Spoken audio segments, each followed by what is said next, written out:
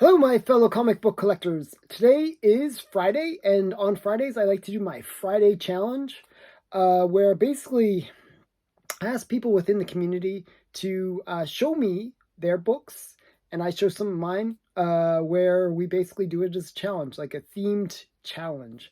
So this last week's theme was signed comics, and I showed 10 comics from my collection, and I recommend you check that video out if you want to see some cool signed comics. And the winner, I kind of have like a poll.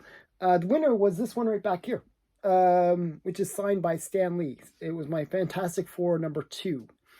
And yeah, it was kind of an interesting, it was actually really close. It was debating, people I guess were debating between it and another one. So, but that one was the one that ended up winning in the end.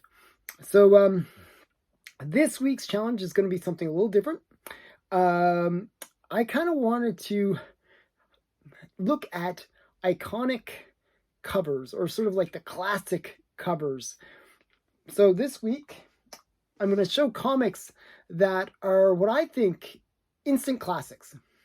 So the hashtag we're going to use is instant classics. So if you use that hashtag, you can kind of participate in this challenge, instant classics. So when you look at these covers, you instantly say, that cover, I gotta buy it. Like, even if it's not even a great comic, it could be the worst comic ever.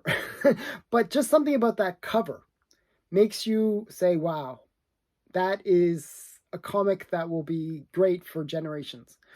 And I'm going to show you a few examples of that. And my number 10, I guess, is this one. So I don't even know. I never even read this story. I don't know anything about whether or not this is a good Spider-Man story or not. But it is such an awesome cover. It's just like one of those covers that you go, wow, that is just so cool. Like, why didn't they ever do that even before? Because, you know, to make Spider-Man out of like a spider's web, that's just so brilliant. And this became an instant classic. So this is Spider-Man 45, I believe. 55. And you know, just an instant classic. It's just a really great cover. Okay, so I hope that shows what the theme is. And I'll show you some more instant classics. So it's not necessarily about the story, it's about the cover. Just that beautiful cover that just captures the imagination, captures that creativity, or like something that's just, you say, wow, that's just such a great cover. Okay, so next one is this one. I think this is probably, like, there's no key in this, but this is a book that commands big money because of the cover. It is just such a classic cover. You got Silver Surfer swooping in, and you got Thor like on the Rainbow Bridge, and he's just like ready to, you know, haul, like whack him with the hammer. It's just such a great cover. So this is Silver Surfer #5 or 4. I always mix up the numbers. Number 4, mess up the numbers every time here. So Silver Surfer #4, just a great Thor and Silver Surfer cover. Just a really awesome cover. I just really love this cover. So yeah, instant classic. Okay, so that's number 9 on my list. Number 10 is, okay, this is, again, these are kind of, this is a key issue. This is Flash, sorry, I'm trying to, like, there's so much glare from these, like, bags. Okay, this is Flash 123, and to me, this is an instant classic cover, because it really captures, like, gets that imagination going, where you see both the Golden Age Flash and the Silver Age Flash, and they're both, like, coming. Like, it's like, Flash, help me, and they're both saying, I'm Flash, I'm coming. You know?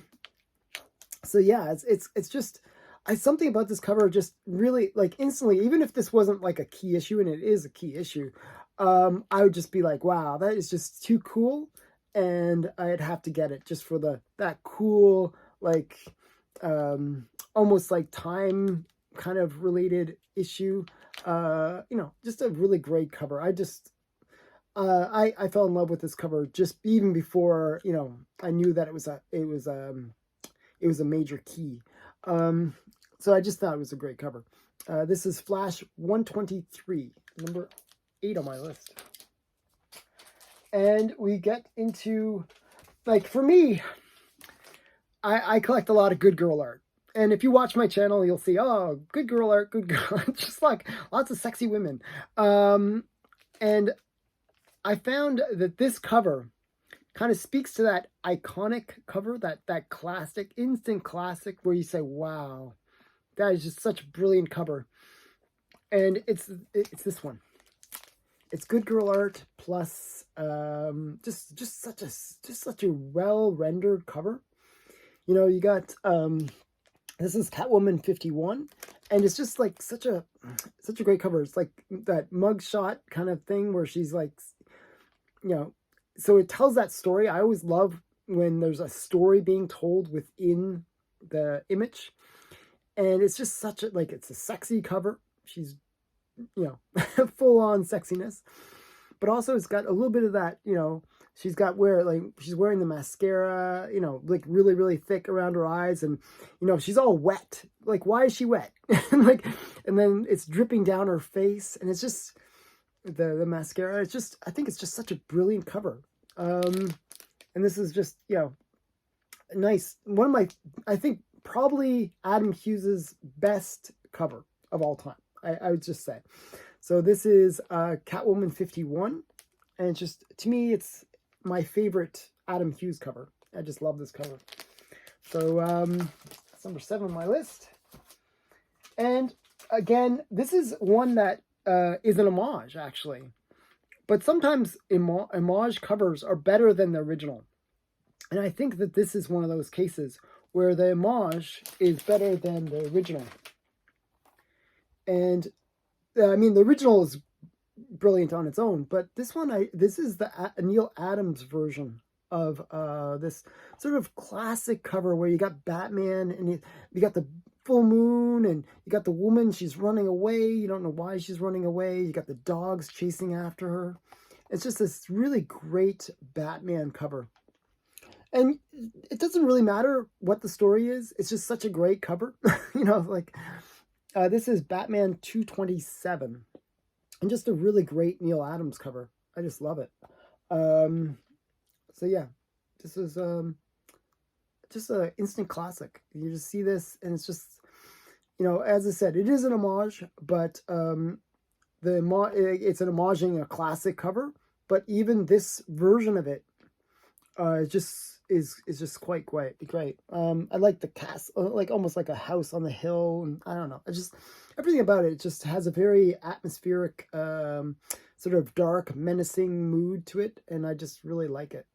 So Batman 227. Okay. And now, I'm trying to avoid comics that are not like, it's not about keys.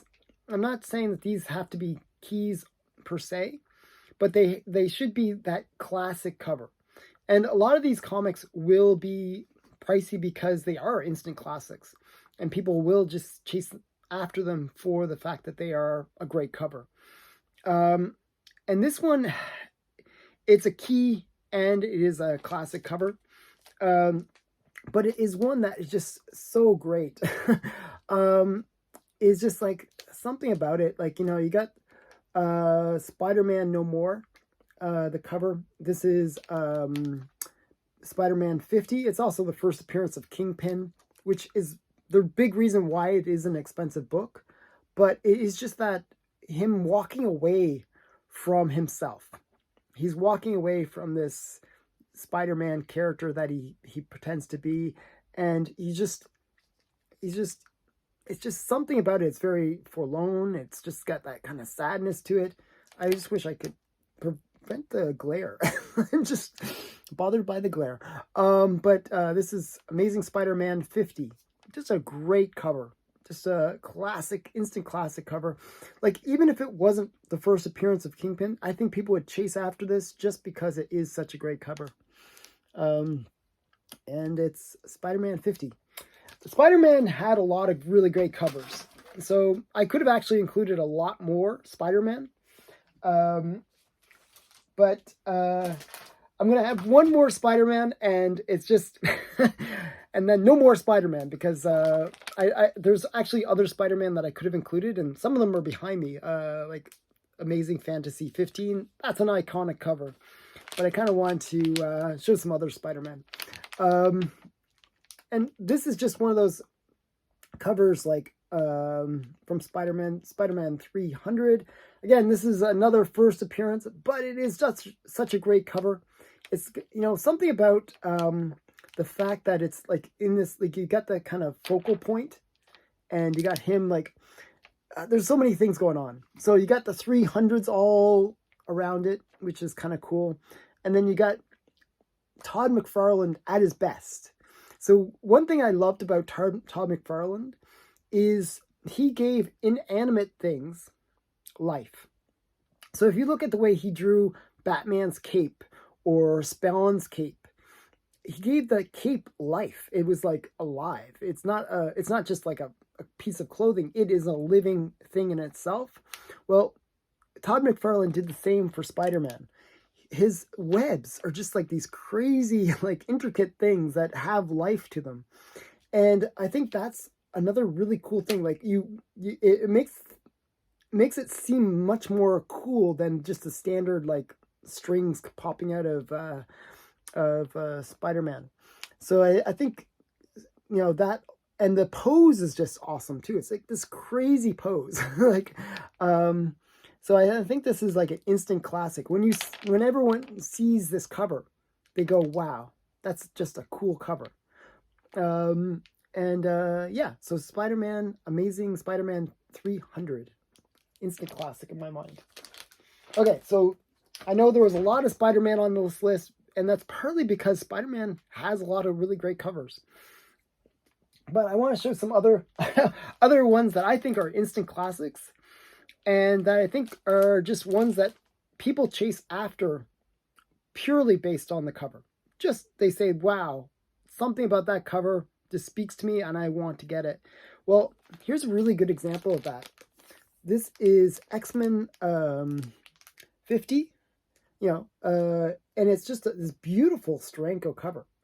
Just something about the greens, and it's one that has such great eye appeal that people just really love this cover.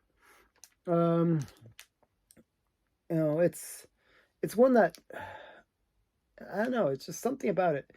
I mean, there's nothing, it's not a first appearance or anything like that. There's no particular extra value to this book. It is like the second appearance of the character of Polaris, I believe. It is just something about it. It's just that great cover. I mean, it's interesting how that's done in mostly green, and the subtleness of the green is pretty interesting. Like you can see all these different characters and stuff. And it's just a really great cover, iconic cover. So instant classic in my mind. When people see this, they would just go, wow, I got to get that one.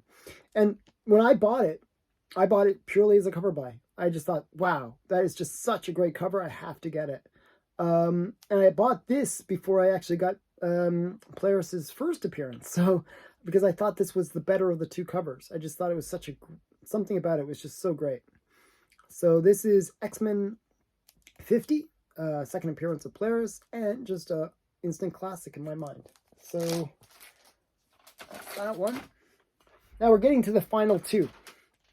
And this is one that a lot of Good Girl art collectors will go after, and is just something that is a thing of beauty. It's just, when you look at it, you go, wow. Something about it is just so graceful and beautiful that you say, wow, I just love that. You know, and it's this one, Showcase 79.